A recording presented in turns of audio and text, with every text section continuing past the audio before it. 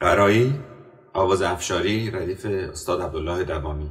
قرایی از ریشه قرأ و قرائت هست، مثل روایت و راوی یا روایی، قرائت و قاری یا قرایی به معنی خواندن.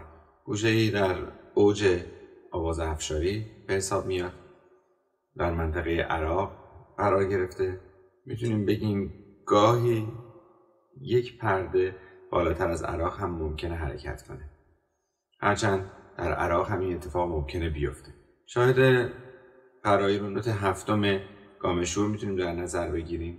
مثلا اگر شور سل در نظر میگیریم، قرایی روی نوت فا قرار میگیره و نوت ایست اون رو درجه پنجم یعنی ر در نظر گرفتن که به نظر من نادرست هست و باید درجه چهارم در نظر گرفت. از ویژگی های قرایی که معمولا بیشتر دیده میشه در ردیف های مختلف و از جمله این ردیف این هست که اولا خیلی شبیه به عراقه، یعنی ما دنگ دو ر می بمول فا در پایین، یعنی ما دنگ دو ر می بمول فا و بعد دنگ اوج ر می کرون فا سل دنگ شور رو داریم. حول محور فا گردش ها رو شکل میدیم و در پایین رونده ها از دنگ دشتی استفاده میکنیم. به خاطر همین هم می کرون و هم می بمول داریم و روی نوت دو ایست میکنیم. از این جهت شبیه به عراق هست. بنابراین اگر ما سه طبقه در آواز افشاری قائل باشیم، یکی طبقه درآمد که بیشتر در این محدوده هستش و بعد منطقه جامه دران که بیشتر در این منطقه هست و منطقه سوم همون عراق، قرایی در همین منطقه قرار میگیره و شاید بشه گفت یه پرده هم ممکنه بالاتر بره که در عراق هم این اتفاق رو ممکن بود بتونیم داشته باشیم.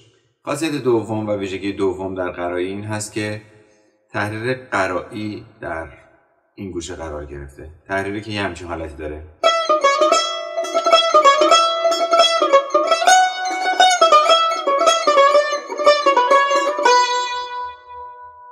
که البته این تحریر یک چهارم عقب‌تر هم اجرا خواهد شد در این گوشه. ویژگی سوم حرکت چهارم از دو به فا هست که معمولاً در شعر این گوشه استفاده میشه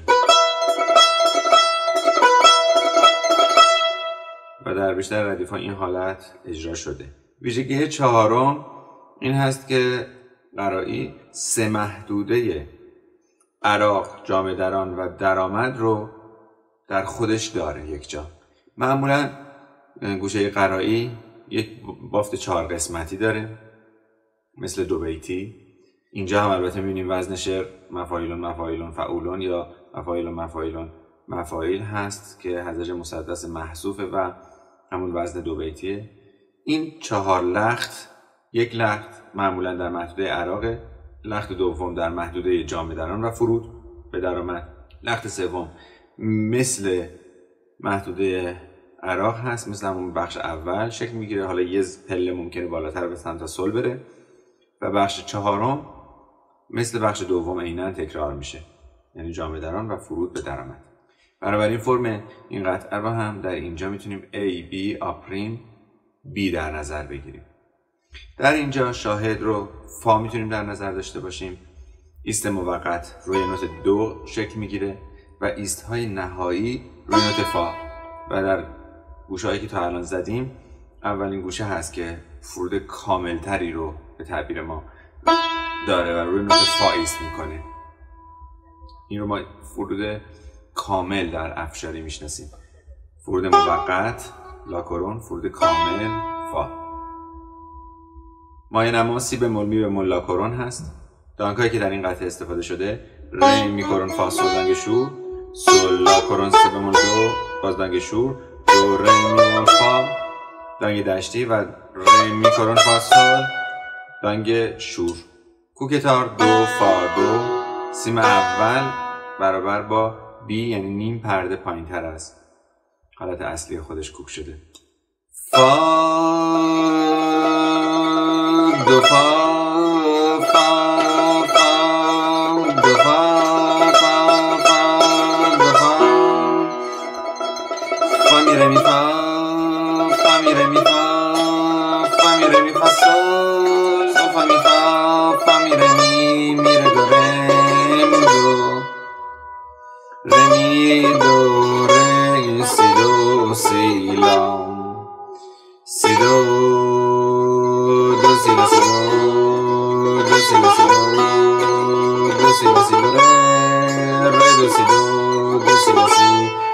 لا سول لا فا سو سول فا می سو سول فا می می فا فا می ره می فا فا می ره می فا فا می ره می فا سول سول فا می فا فا می ره می ره دو ره می دو ره می دو ره سی دو سی لا سی دو دو سی لا سی دو دو سی لا سی دو ره ره دو سی دو دو سی لا سی سی لا سول لا فا. ابتدا از نوت فا شروع میکنیم. فا همون نوت شاهد رو معرفی میکنیم. منطقه اصلیمون رو دو فا. این حرکت چهارم از دو به فا جزو ویژگی‌های قراری ذکر شد. شعر از وحشی هست. دولخت اول. دولخت دوم شاعرش نامشخص است. مرا عشقت چنان آزاد کرده که از عشقت مرا بیزار کرده. دو فا فا فا دو فا فا فا دو فا مفاعیلون مفاعیلون مفا یا فعو. اینجا روی این او یا فا مفاعیلون داره تحریر قرایی شکل میگیره. فا می ره می فا راست شب راست شب ریز. اینجا میکرون هست. فا می ره می فا. حالا میریم یه ذره پایین تر. فا می ره می فا سول. اینجا از ره به می یک یک میم جلو.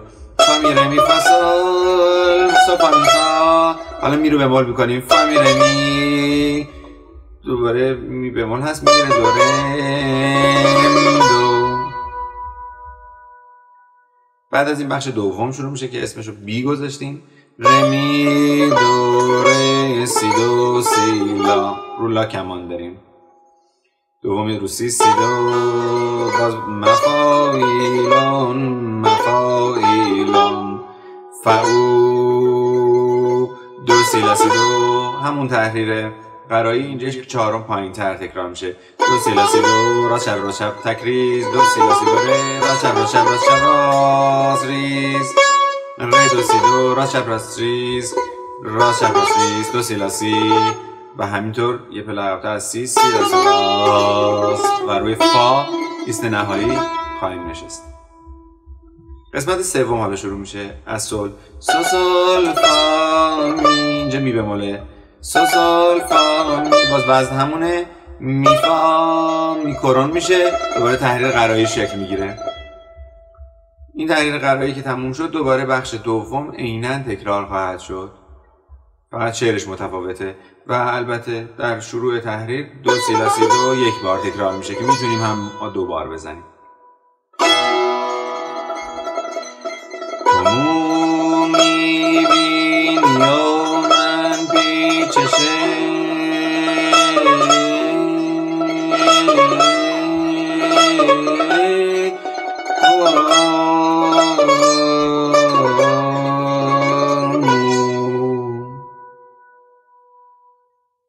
تو